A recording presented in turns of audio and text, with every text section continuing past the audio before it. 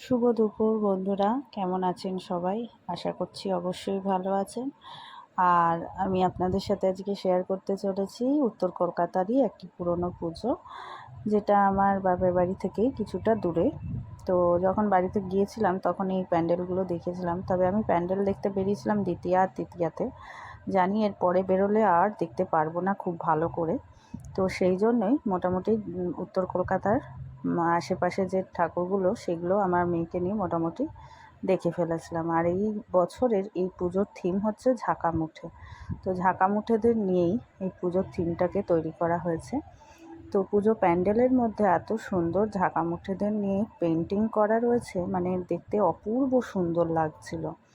এই যে, আর চারদিকটা এত সুন্দর আলো দিয়েছে ওরা, দেখতে দারুণ লাগছিল। আর এই বছর এদের যে মা দুর্গা হয়েছে, মা দুর্গাটাকেও দারুণ লাগছিল।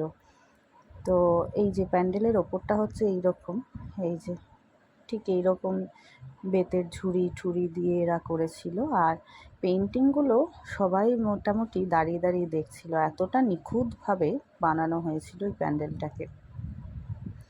তো দারুণ সুন্দর করে সাজানো হয়েছে।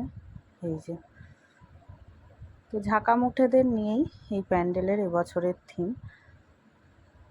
এই যে পেন্টিংগুলো দারুণ দেখতে লাগছিল, মানে দারুণ মানে দারুণ।